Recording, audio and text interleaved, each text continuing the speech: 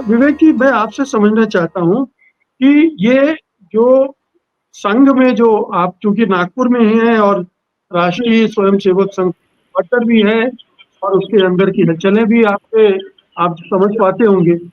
इतना एग्रेसिवली क्यों भागवत काम कर रहे हैं?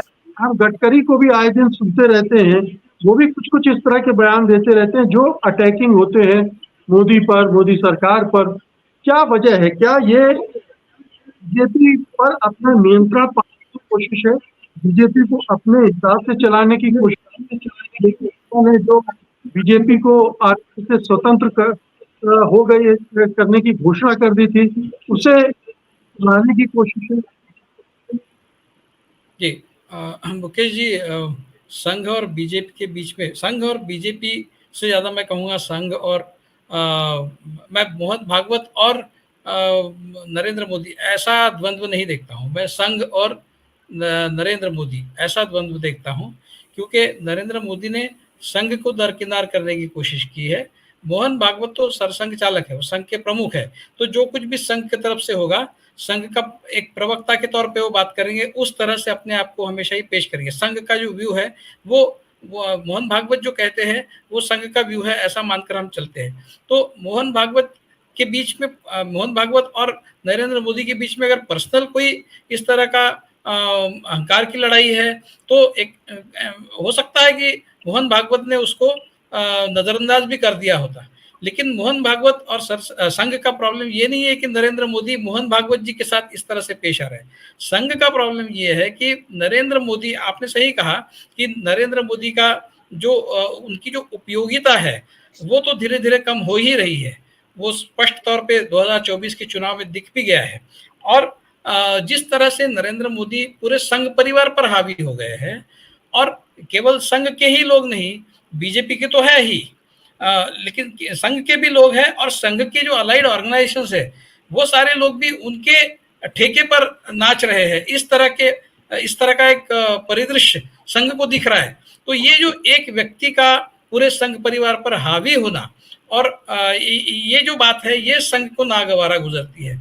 ये संघ के आने वाले सारे जर्नी के लिए बहुत डेंजरस बात है कि कोई एक व्यक्ति इतना पावरफुल हो जाए पूरे संघ परिवार में, जो आरएसएस का व्यक्ति नहीं है, जो आरएसएस के एक अलाइड ऑर्गेनाइजेशन का व्यक्ति है, और उसके पार्टी का अध्यक्ष यहां तक कह रहा है कि संघ हमारा कल्चरल फ्रंट है।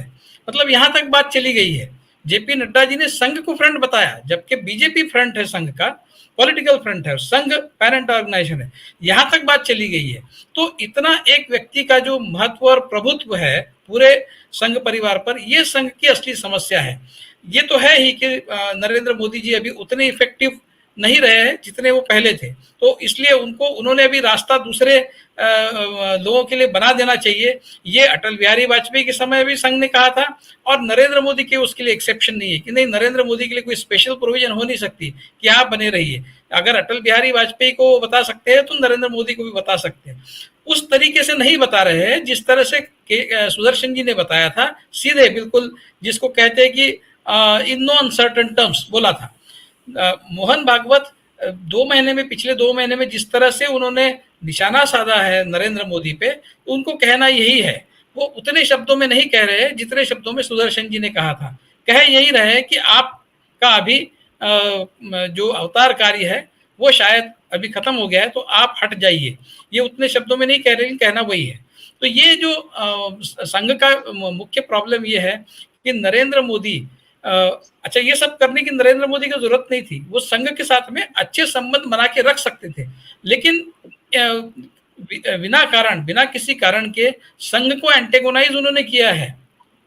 ये भी एक समस्या पहले से ही, 2013 से 2012 से ही संघ नरेंद्र मोदी को प्रधानमंत्री पद पर बैठे हुए देखना नहीं चाहता था। ये एक रियलिटी है, एक सत्य है। वो गडकरी जी को दोबारा बीजेपी का अध्यक्ष बना के आने वाले समय में गडकरी को ही प्रधानमंत्री वो बनाना चाहते थे। ये भी एक बात है। उसके बाद जो हुआ वो ठीक है, संघ का एजेंडा इंप्लीमेंट किया, संघ उसमें काफी सालों तक खुश भी रहा। लेकिन पिछले 3-4 सालों से नरेंद्र मोदी का जो क्रियाकलाप है वो संघ के लिए बहुत ही अपमानजनक है। संघ को जिस तरीके से उन्होंने ट्रीट किया है वो संघ के लिए बहुत अपमानजनक एक अनुभव रहा है। वो और उनकी कम होती हुई उपयोगिता, ये दोनों चीजें अभी उसका एक क्रिटिकल मास बन गया है, जिसको देखते हुए संघ को बिल्कुल भी ये बात अभी नागवारा गुजर रही कि नरेंद्र मोदी उसी स्थिति में बने रहे जिस स्थिति में वो पिछले 10 साल से बने हुए हैं। इसलिए वो अपने मत का एक अध्यक्ष, जो अध्यक्ष उनको पसंद हो वो चाहते हैं। और इसीलिए पिछले 2-3 महीने से जो अध्यक्ष पद की जो एक रस्साकशी आपने कहा चल रही है, वो इसीलिए चल रही है कि संघ ने अभी पुटिंग द फुट डाउन, जिसको अंग्रेजी में कहते हैं, बिल्कुल पक्की अपनी ये भूमिका कर ली है कि बिल्कुल नहीं, हम जो कहेंगे वही अध्यक्ष बनेगा। इस तरीके से संघ अभी पेश आ रहा है। या फिर कॉम्प्रोमाइज कैंडिडेट हो सकता है तो उसको लाइए, लेकिन पूरी तरह से आप ही के मत का कैंडिडेट अभी बीजेपी का अध्यक्ष नहीं बनेगा। इस बात को संघ ने पूरी तरीके से बहुत स्पष्ट तरीके से मोदी जी को बता दिया है, और उसी के चलते अभी ये लड़ाई चल रही है। अब देवेंद्र फडणवीस का भी नाम चल रहा था, लेकिन देवेंद्र फडणवीस को अगर वहां ले लेंगे तो महाराष्ट्र में गड्ढा पड़ जाता है। उनके पास अभी कोई बचा ही नहीं है महाराष्ट्र में देवेंद्र फडणवीस के अलावा। तो अभी किसको बनाया जाए, ये एक सवाल है। अब संजय जोशी का तो मुझे नहीं लगता, क्योंकि संजय जोशी को बनाने की कोशिश करेंगे तो नरेंद्र मोदी बिल्कुल ही उस बात को एक्सेप्ट नहीं करेंगे। इसलिए संजय जोशी का केवल नरेंद्र मोदी के डर दिखाने की दृष्टि से संजय जोशी का नाम आगे किया जा रहा होगा, ऐसा मुझे लगता है। उसमें संघ बहुत सीरियस है, ऐसे मुझे नहीं लगता। कोई दूसरे को ही वो बनाएंगे, लेकिन वो पूरी तरह से नरेंद्र मोदी के छत्र छाया में पलने वाला आदमी नहीं होगा, इतनी बात स्पष्ट है। तो अभी संघ ने अपना मौका ताड़ लिया है, और संघ अभी इस जरिए, इस अध्यक्ष पद के लड़ाई के जरिए अपनी बात को पहली बार नरेंद्र मोदी से करवा लेने की ताकत रख रहा है, और वो करवा लेंगे ऐसा मुझे लगता है।